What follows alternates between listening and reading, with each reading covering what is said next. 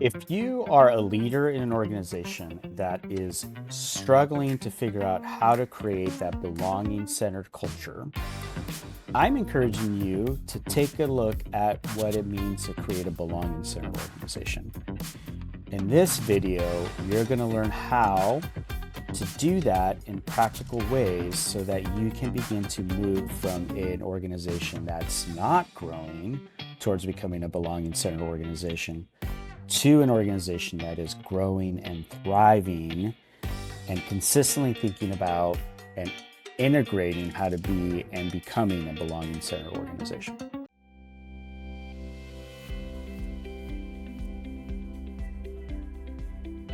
Belonging-centered organization is an organization that takes into account employees' identities,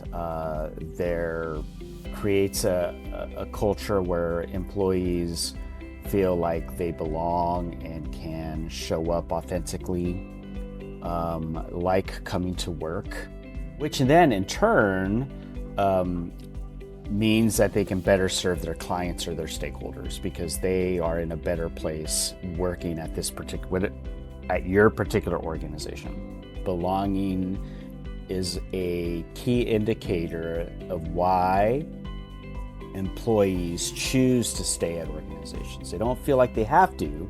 They choose to stay there because they are ultimately happier in their work. And so belonging-centered organization is an organization that is growing. There is accountable leadership.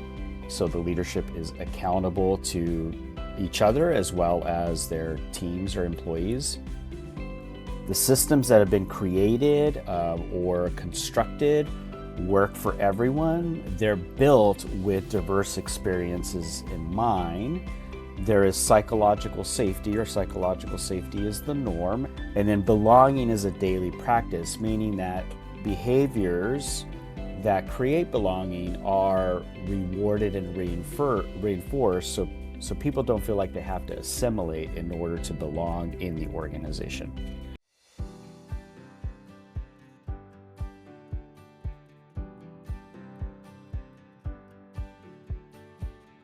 Values are important, but it's not just about statements and posters, right? It's actually how you do the work and show up. So what that could be is how you facilitate meetings as a leader. Are you allowing different perspectives to be easily shared in the meetings? Are you thinking about how to include introverts in your meetings? Are you thinking about how to include those people who may be from underrepresented communities, like they can show up authentically and are valued? The key is to remember that it's not just about statements. Statements are important, and there is a need for performative statements for sure, because you got to let people know what you're doing. But it moves beyond statements into how the organization conducts its business.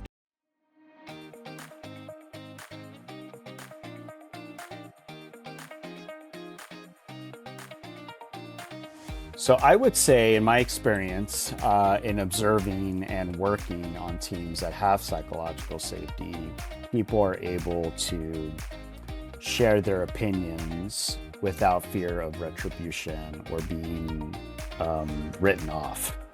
They may not agree with the decision, but there's space to voice the disagreement. So they feel like they've been able to share their opinions, right? And that's rewarded, right? In the sense of, I hear you, Joel, thank you for sharing that. Say more about that perspective so I fully understand what you're talking about.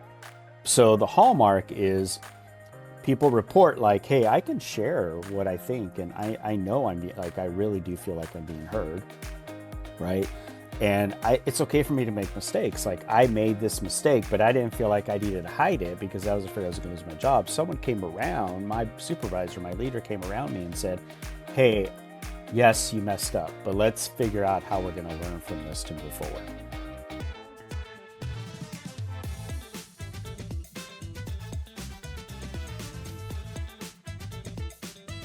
Thanks for watching this video on what it looks like to become a belonging-centered organization. If you would like to share this with others, please do. But also, if you want to download the Belonging-Centered Organization Framework, use the link in the description to receive a free download of the framework.